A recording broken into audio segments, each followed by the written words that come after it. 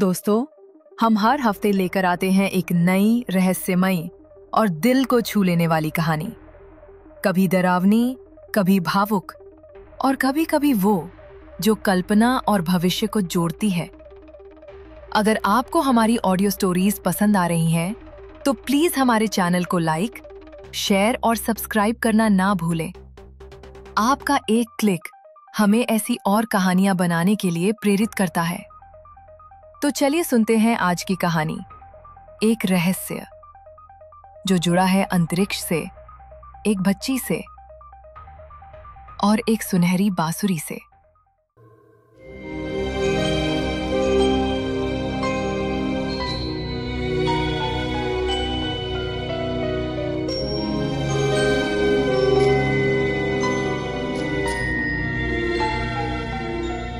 दुनिया भर में उस रात एक ही खबर चल रही थी।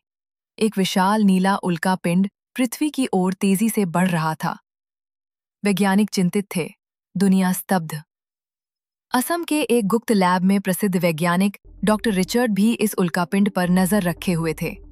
लेकिन तभी अंतरिक्ष में एक और चमत्कार हुआ। एक छोटा सुनहरे प्रकाश से चमकता उल्कापिंड अचानक प्रकट हुआ और तेज रफ्तार से नीले उल्कापिंड से टकरा गया। टकराव के बाद नीला उल्का दिशा बदलकर अंतरिक्ष की ओर मुड़ गया। लेकिन अब सुनहरा उल्कापिंड पृथ्वी की ओर बढ़ने लगा।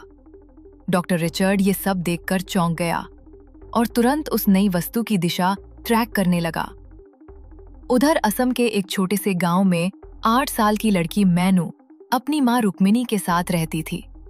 रुक्मिनी घर घर काम करके मैनू की पढ़ाई का खर्च उठाती थी। उस रात मैनू अपने घर के बाहर किताब पढ़ रही थी। तभी आकाश में उसने एक चमकता हुआ गोल प्रकाश देखा। हमिले डर और उत्सुकता के बीच उसने मां को आवाज दी तो मां बोली, शायद टूटता तारा होगा, मन्नत मांग ले।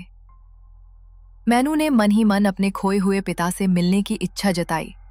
उसी क्षण वो सुनहरा चमकता हुआ गोला उनके घर के पास आकर हवा में रुक गया और धीरे धीरे उनके बांस के बगान की ओर चला गया। रात को मैनू अकेले उस बगान में गई और वहां उसने देखा कि वो कोई उल्कापिंड नहीं, बल्कि एक सुनहरी बांसुरी है जो हवा में घूम रही थी। जैसे ही मैनू पास गई, वो रुक गई और शांत हो गई। आश्चर्यचकित मैनू ने बांसुरी को हाथ में उठा लिया। तभी सारी रोशनी गायब हो गई। बांसुरी को हाथ में लेकर वो चुपचाप अपने घर लौट आई। कुछ ही दिनों में मैनू ने महसूस किया कि जब भी वो बांसुरी बजाती, कोई बड़ी दुर्घटना टल जाती थी, जैसे कोई सड़क दुर्घटना या आग लगने की घटना। उसकी बांसुरी की धुन से सकारात्मक ऊर्जा फैलती थी। एक दिन जब यमदूत किसी की आत्मा लेने आया, तो मैनू की बांसुरी की धुन से वो मजबूर होकर रुक गया। वो यमदूत मैनू के सपने में आया और सारा हाल पूछा। जब मैनू ने सब बताया तो यमदूत पाताल लोक गया और वहां ब्रह्मा, विष्णु और महेश्वर के निर्देशों के बारे में जान पाया कि यह बांसुरी एक विशेष उद्देश्य के लिए पृथ्वी पर भेजी गई है।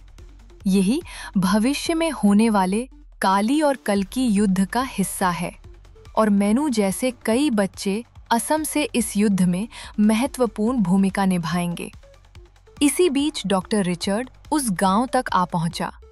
उसने लंबे समय से एक दिव्य ध्वनि को ट्रैक किया था, जो अब बांसुरी की मधुर तरंगों से आ रही थी।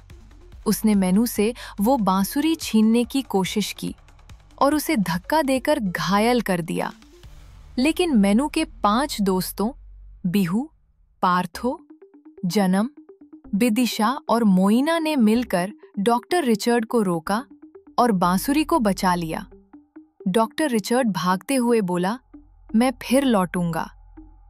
अब मैनू और उसके दोस्त जानते हैं कि उनका जीवन साधारण नहीं है। वो एक बड़े रहस्य का हिस्सा हैं, एक दिव्य लड़ाई के वीर सिपाही।